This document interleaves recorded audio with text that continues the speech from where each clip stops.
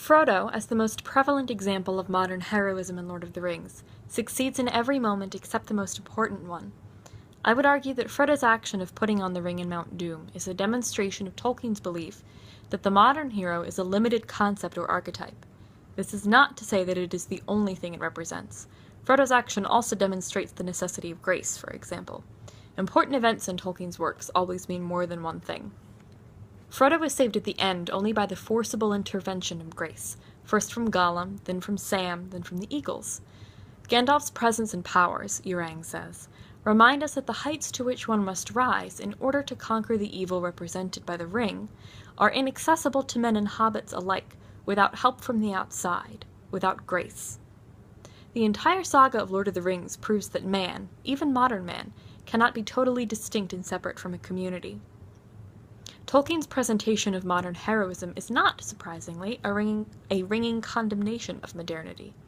Perhaps, since we no longer live in the classical days of chaos on the battlefield, modern man finds that he cannot wholeheartedly relate to the classical hero. Modern man's struggles are profoundly different than his predecessors. In his emancipation from myth and religion, modern man has lost sight of an external community and its importance. With the loss of the community, the identity of the self is lost. If we lose sight of one, then we will lose sight of the other.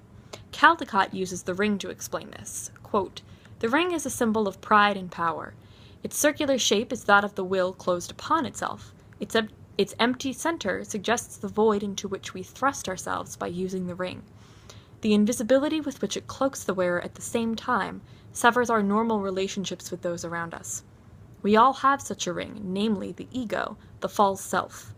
Our quest, like Frodo's and Sam's, is to renounce the ring and be rid of the hold it has over us, ultimately on the path that only Christ has traveled to the end, by sacrificing himself for his friends.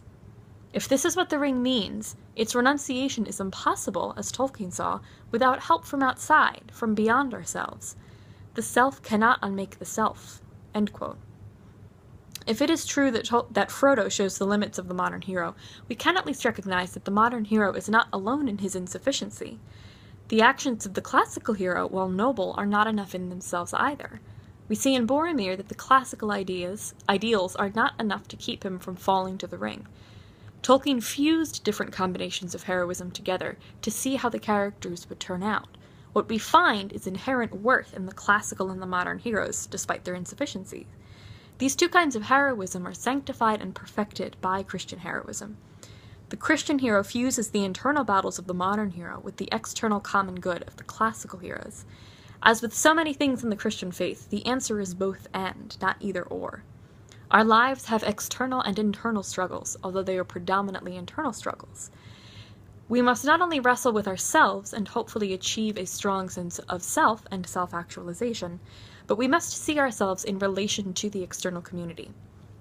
Urang says, quote, "The Tolkien hero is no Achilles or Beowulf or Siegfried.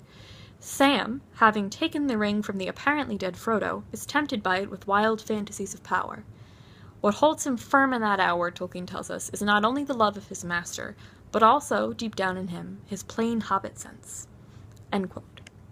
Similar to the relationship between grace and nature, Christian heroism builds on the goodness in classical and modern heroism and perfects both of them. Dorothy Norman, speaking of classical heroes, says, quote, "Myths of the heroes speak most eloquently of man's quest to choose life over death. They have done so since time immemorial, despite every labor and conflict, confusion and struggle." End quote. As mentioned in the beginning of this thesis, the classical hero does not fear death. What he does fear, though, is the obscurity of death, rooted in an unbelief of our conception of an afterlife. His goal is to have a death so spectacular that he lives forever in song. The Christian hero, similarly, does not fear death, but for different reasons. Christ has redeemed death and given us the chance of an afterlife in heaven, so not only is death not the final word, but our world is also temporal. We strive for an eternal life with God. The Christian hero, simply put, has hope. Every kind of hero we discussed goes through this cycle of life, death, and life again. The classical heroes, with their battles and enemies, live gloriously. They may die in a blaze of glory, and live in the words and memories of the men that live after them. The modern hero must put himself to death in order for a liberated self to be reborn. The Christian hero combines all of these elements. We have the physical death of Boromir, the physical and spiritual death and resurrection of Gandalf, the death of pride and birth of a king in Aragorn, and the figurative death and rebirth of self in the hobbits. This Christian cycle, life to death to life, can be reworded thusly.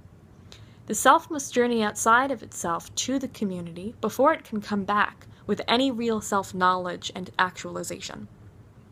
The last few chapters of Lord of the Rings are spent describing the return journey of the heroes.